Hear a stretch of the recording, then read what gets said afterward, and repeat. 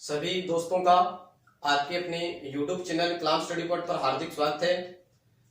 दोस्तों, मेवाड़ इतिहास की श्रृंखला को अनवरत जारी रखते हुए हम बात कर रहे थे महाराणा कुंभा की।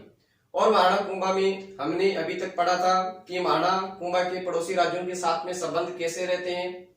अब हम बात करेंगे कि महाराणा कुंभा का स्थापत्य कला, संगीत और साहित्य के क्षेत्र में क्या योगदान रहता है। तो सबसे पहले हम बात करेंगे महाराणा कुंभा के स्थापत्य कला के क्षेत्र में योगदान की। तो स्थापत्य कला के क्षेत्र में इनके योगदान के कारण इन्हें राजस्थान में स्थापत्य कला का जनक कहा जाता है। राजस्थान में स्थापत्य कला का इन्हें जनक कहा जाता है। स्थापत्य कला के क्षेत्र में इन्होंने प्रमुखतः दुर्गों का निर्माण करवाया है। मेवाड़ क्षेत्र में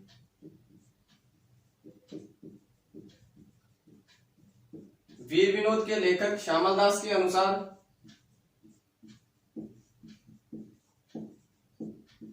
मेवाड़ के 84 दुर्गों में से 32 दुर्गों का निर्माण जो है इन्होंने करवाया है। दुर्ग प्रेमी होने के कारण इन्हें हाल गुरु कहा जाता है। इन्हें हाल गुरु कहा जाता है। हाल गुरु अर्थात दुर्गों का स्वामी, दुर्गों का स्वामी। तो हम कुछ चुनिंदा महत्वपूर्ण दुर्गों की बात करते हैं। उन दुर्गों में सबसे महत्वपूर्ण दुर्ग रहता है कुंभलगढ़ दुर्ग। सबसे महत्वपूर्ण दुर्ग रहता है कुंभलगढ़ दुर्ग।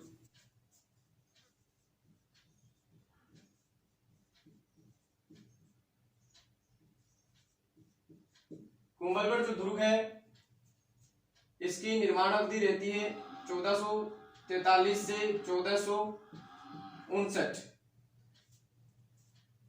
ये जो दुर्ग है इसका निर्माण जो है महाराणा कुंभा द्वारा अपनी पत्नी कुंभल देवी की याद में करवाया गया। इस दुर्ग की दीवार जो है वो 36 किलोमीटर लंबी है। भारत की सबसे लंबी दीवार है। इसे भारत की महान दीवार कहा जाता है। अबुल फजल इस दुर्ग के बारे में कथन कहते हैं कि ये दुर्ग इतनी ऊंचाई पर बना हुआ है कि अगर कोई व्यक्ति नीचे से ऊपर इस दुर्ग को देखता है तो उसकी जो पगड़ी है वो नीचे गिर जाएगी। उसके अलावा महाराणा कुंभा जो है ये सिरोही क्षेत्र में बसंतगढ़ दुर्ग का निर्माण करवाते हैं। बसंती दुर्ग का निर्माण करवाते हैं।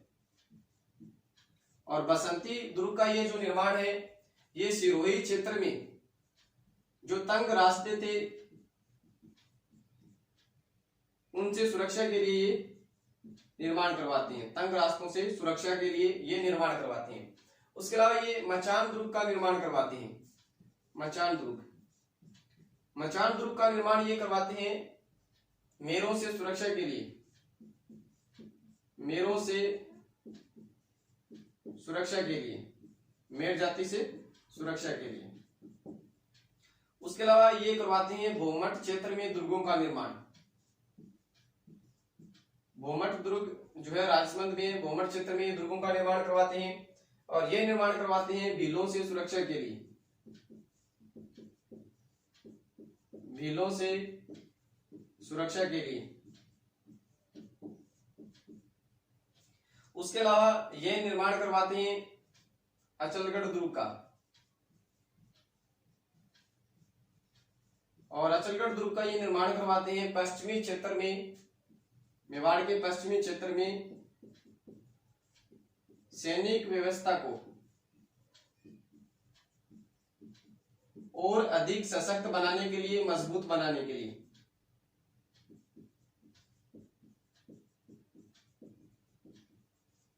उसके अलावा ये चित्तौड़गढ़ दुर्ग का पुनर्निर्माण करवाते हैं। चित्तौड़गढ़ दुर्ग के कुछ भाग हैं उनका ये पुनर्निर्माण करवाते हैं।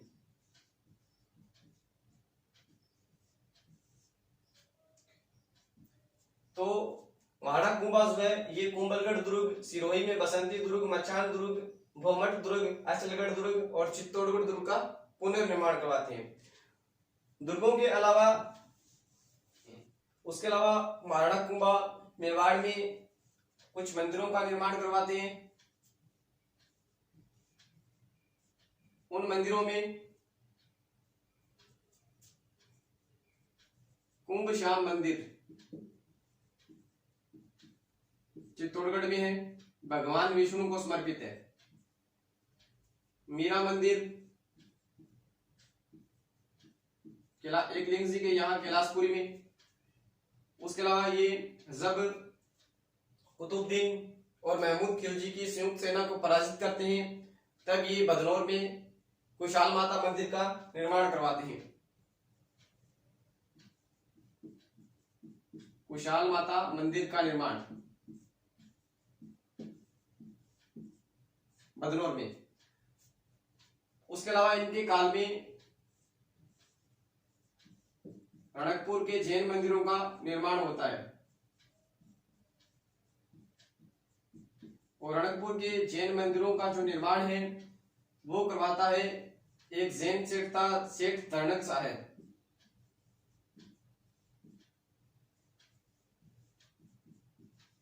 ये जो मंदिर है ये रणकपुर पाली में स्थित है और मथाई नदी के किनारे स्थित है। इस मंदिर को स्तंभों का वन कहा जाता है। इस मंदिर में 1444 स्तंभ बने हुए हैं और इस मंदिर का जो शिल्पी था वो था देपाक या देपा। इसी मंदिर में एक प्रशस्ति भी है, रणकपुर प्रशस्ति, उसका रचयिता भी देपाक या देपा माना जाता है।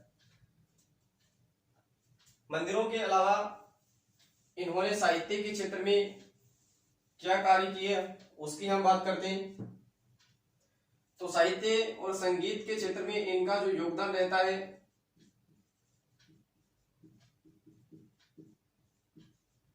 उसमें ये स्वयं जो है कुछ ग्रंथों की रचना करते हैं। उनमें संगीत राज, संगीत मीमांसा,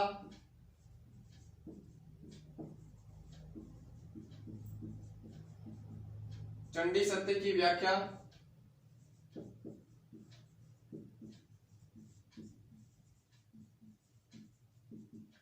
कामराज अग्निसार,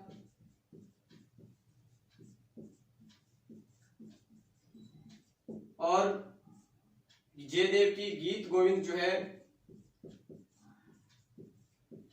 उस पर एक टीका लिखते हैं रसिक प्रिया नाम से।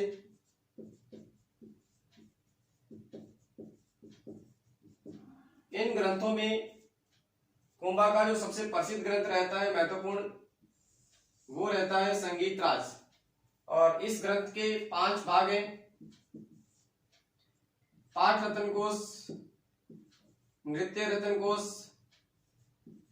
रस रतन कोश, गीत रतन कोश और वाद्य रतन कोश। सभी के आगे रतन कोश लगेगा, ये ध्यान रख रहे हैं।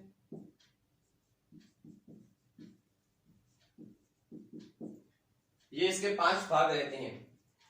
महाराणा कुंभा के दरबार में जो है प्रसिद्ध विद्वान रहता था मंडन, और ये जो मंडन है ये कुंभलगढ़ दुर्ग के शिल्पी भी थे। कुंभलगढ़ दुर्ग के ये शिल्पी थे।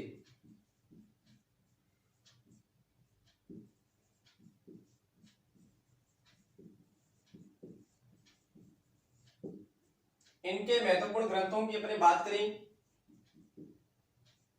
तो रासवल्लभ, वास्तु मंडल, वास्तु शास्त्र,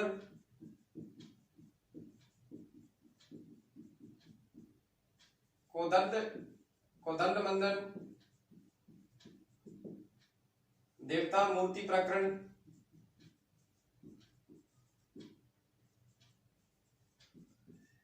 आदि जो है इनके प्रमुख ग्रंथ माने जाते हैं।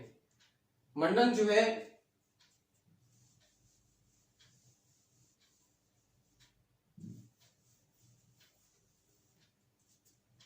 इनके भाई जो थे जिनका नाम था नाथा, इनका प्रसिद्ध ग्रंथ है वास्तु मंजरी। इनका प्रसिद्ध ग्रंथ है वास्तु मंजरी। उसके अलावा मंडन के पुत्र गोविंद की प्रसिद्ध रचनाएं हैं द्वार दीपिका,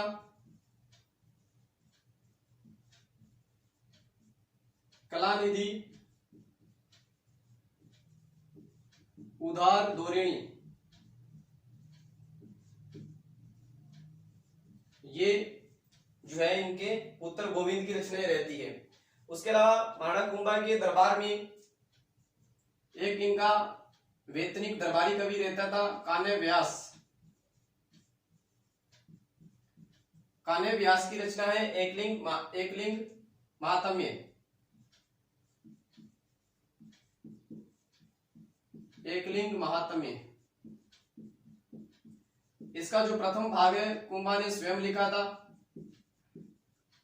जिसे राजवर्णन कहा जाता है, जिसे राजवर्णन कहा जाता है। महाराणा कुंभा के संगीत गुरु का नाम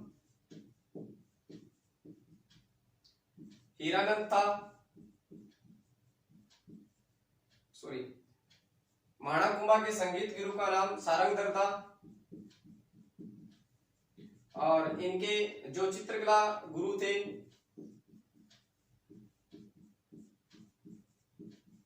वो थे हीरानंद। महाराणा कुंभा की एक पुत्री थी वागेश्वरी।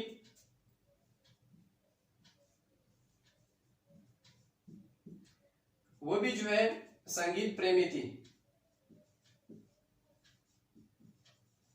इसे रमाबाई भी कहा जाता है, रमाबाई के नाम से भी ये जानी जाती है। उसके अलावा महाराणा कुंभा के दरबार में कुछ जैन विद्वान रहते थे, जिनमें भुवन सूरी, सोम सूरी, सुंदर सूरी, मणिक आदि जो है प्रमुख थे। महाराणा कुंभा जो है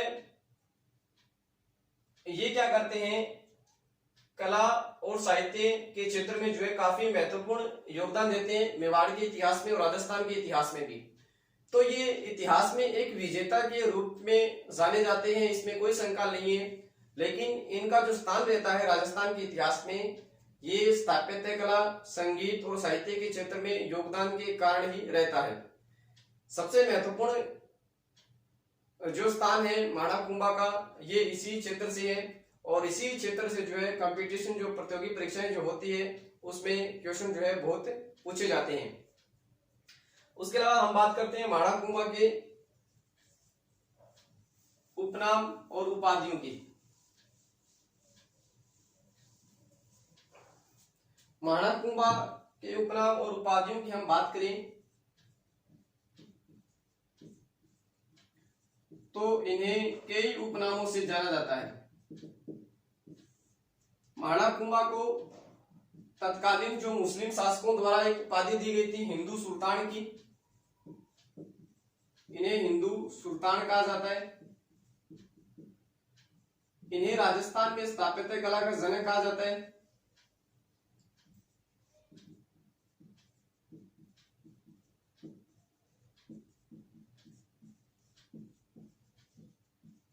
इन्हें युद्ध में स्थिर बुद्धि वाला कहा जाता है।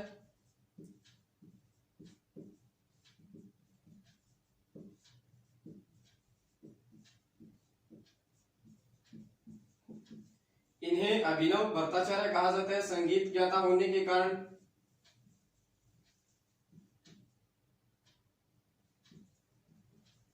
महाराणा कुंभा जो है वीणा बजाने में भी काफी निपुण थे। उसके अलावा इन्हें राणो रासो कहा जाता है।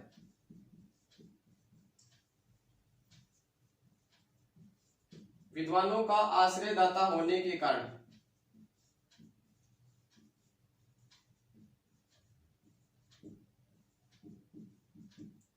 उसके अलावा इन्हें धीमान कहा जाता है, बुद्धिमत्ता पूर्ण कार्य करवाए जाने के कारण।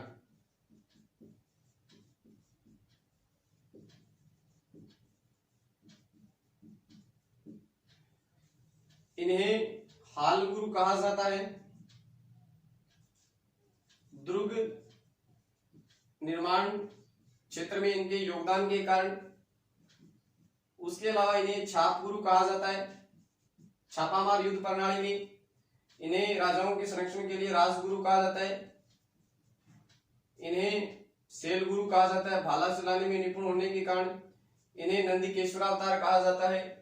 इनके कई उपनाम है और कई उपनामों से इन्हें जाना जाता है। तो महत्वपूर्ण जो रहते हैं इसमें हिंदू सुल्तान, राजस्थान में स्थापित है कला का जनक, युद्ध में स्थिर बुद्धि वाला, अभिनव भट्टाचार्य और राणो रासो, ये अपने को ध्यान में रखने। तो आशा करता हूं कि महाकुंभा के जो दोनों पार्ट है वो आपको समझ में आए होंगे। तो इस वीडियो को आप लाइक करें, शेयर करें एंड सब्सक्राइब करें।